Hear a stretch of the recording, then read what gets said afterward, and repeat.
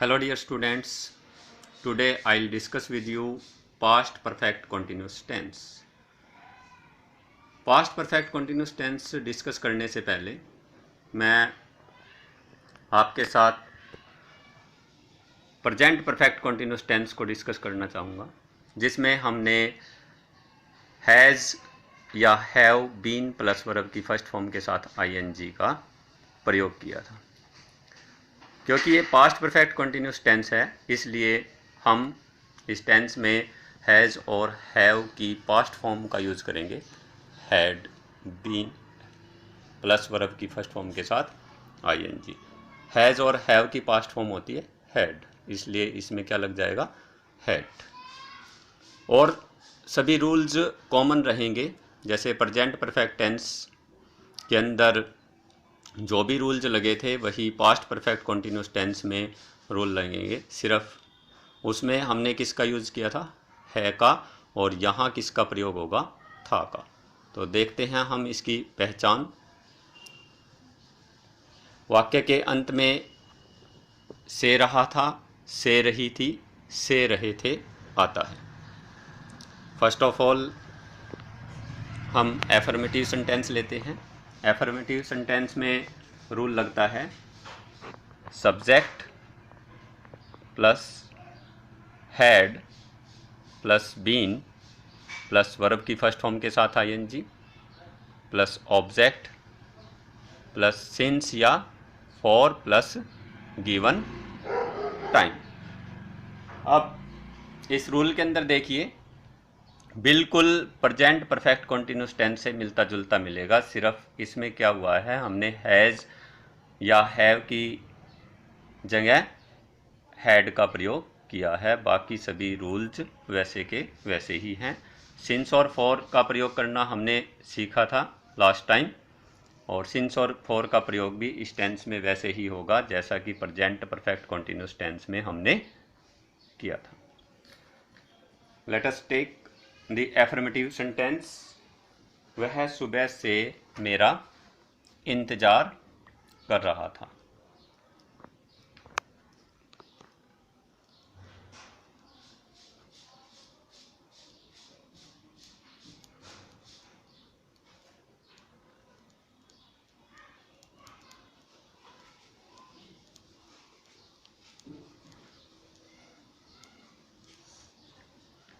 इंतजार करना की वर्ब होती है वेट। वेट के साथ हम ing लगाएंगे, वेटिंग हो जाएगा। तो सबसे पहले हम सब्जेक्ट लेते हैं, he had been waiting for me since morning।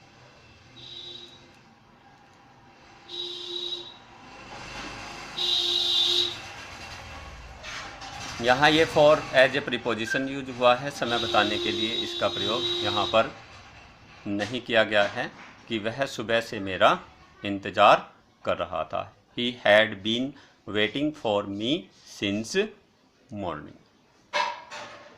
Next sentence negative. Negative में नोट लग जाएगा, subject plus had plus not plus been plus verb की फर्स्ट फॉर्म के साथ ing plus object plus since या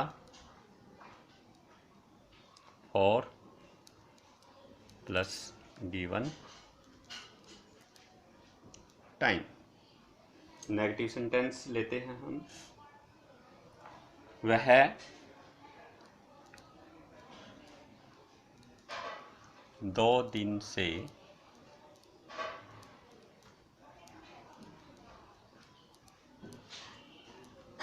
कविता नहीं लिख रहा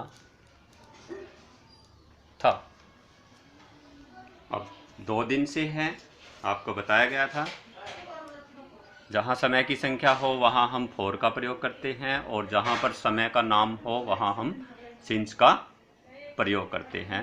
तो 2 दिन आया है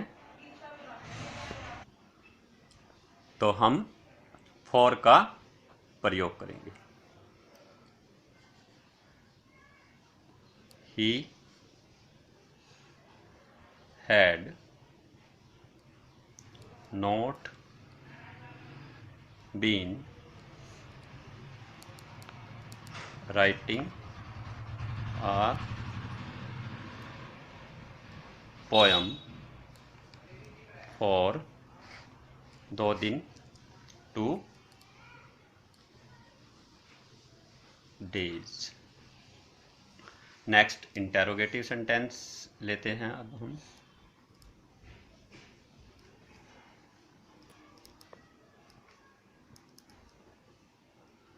इंटेरोगेटिव सेंटेंस में सबसे पहले हेल्पिंग वर्ब का प्रयोग किया जाता है। हेल्पिंग वर्ब क्या है हमारी इस टेंस की? हैड। तो हैड सबसे पहले आ जाएगा, then subject plus been plus verb की फर्स्ट फॉर्म के साथ ING plus object plus since या फॉर प्लस गिवन टाइम। अब प्रश्नवाचक वाक्य लेते हैं हम। क्या वे सोमवार से इस काम को कर रहे थे? Sign of interrogation.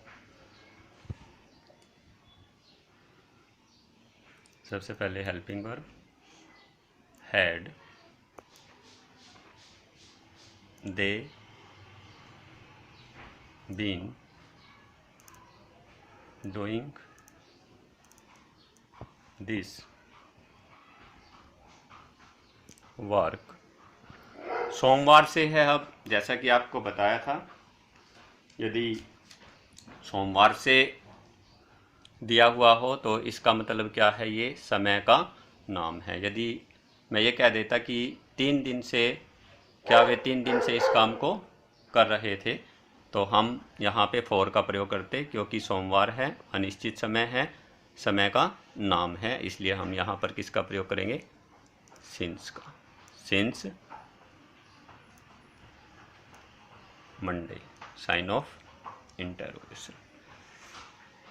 Dear students, हमारे 8 टेंसेस हो चुके हैं। मैं समझता हूँ आप अच्छी तरह से इन वीडियोज़ को देख रहे होंगे और अपना होमवर्क भी कर रहे होंगे, लेकिन आपके द्वारा जो है होमवर्क नहीं भेजा जा रहा है, तो आप मेरे पर्सनल नंबर पर होमवर्क भी भेजें। और नेक्स्ट वीडियो देखने के लिए आप इन वीडियोज़ को सब्सक्राइब भी कर सकते हैं, जो कि अपने आप ही आपके फ़ोन में भी आ जाएंगे। Thank you very much.